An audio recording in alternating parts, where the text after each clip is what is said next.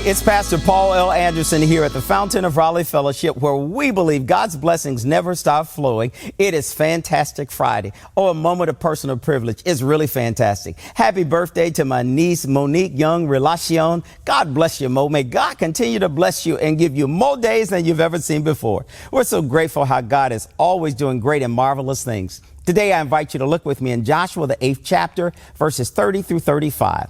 God renews his covenant with his people. Joshua built an altar to the Lord.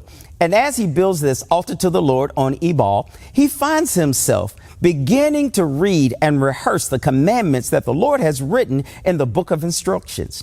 In the book of instructions, God tells Moses, and now Joshua finds out he has to make an altar from stones, stones that have been uncut, stones that have not been shapen with iron. And then this altar is presented a burnt offering where they give God all the glory, the honor, and the praise, where they can say, look where he's brought us from. Now all the Israelites have been called together, and Joshua does something so very powerful. He reminds them of the altar that they have just built. It was erected to remind them how God was with them and how God gave them Moses to be their leader. There's now been a transfer of leadership. It goes from Moses to Joshua, and Joshua has to remind everybody of the renewed covenant that they have. As the Israelite watch, Joshua begins to copy on the stones of the altar the instructions that Moses had given to them. Well, Joshua does a restatement of things. You know how important it is for us to quote other people, that others might remember that we're quoting the one who wrote it, but we know the author was God. He begins to remind all the foreigners, those who are native born, and those who have joined them along the way, with the elders, the officers, the judges. They were all divided in two groups. On one group, they stand on one side of Joshua. The other group stood on the other side, and the ark of the Lord was in the middle. Now, Joshua is reminding them all the things that God has done. He says that I know there are those who were with us then. There are those who are with us now. And I've separated you to remind you who you are and where you've come from. But God wants us to get together and work together as one.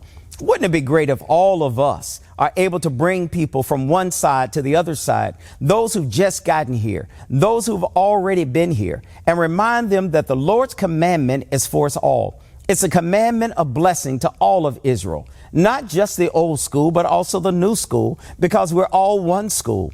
God wants all of us to realize that Joshua is reading what God gave Moses. He not only talks about the blessings, but he also talks about the curses that are in the book. He has to remind them that God says, I'm going to bless you if you do what I say, if you live like I have instructed you. But if you choose not to, you'll find out other things will happen.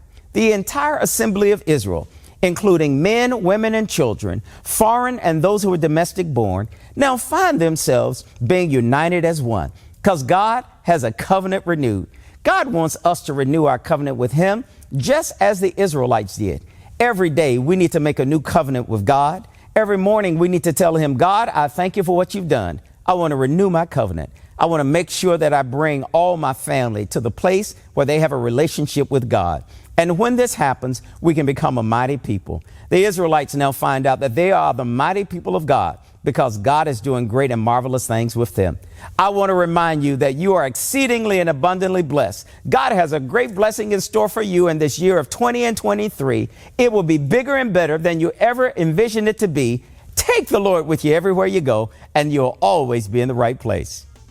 To sow a seed to the Fountain of Raleigh Fellowship, visit our newly redesigned website, thefountainofraleigh.org, and select Sow a Seed from the homepage. Also, giving has been made easier with the new Fountain of Raleigh app, available now in the Apple App Store and Google Play Store. Download today, select Giving from the main menu, and then follow the directions to complete your giving through Subsplash. Thank you so very much for all of your gifts and donations that you've given to the Fountain of Raleigh Fellowship. We thank you for what you've done in the past, what you're currently doing, and what you will do in the future. Your gifts and donations helps us to spread the gospel of Jesus Christ, not only locally, but throughout the world. Thank you again for your gifts, and may God continue to richly bless you. It is here at the Fountain that we believe that we are exceedingly and abundantly blessed, and may you receive those blessings that God has in store for you.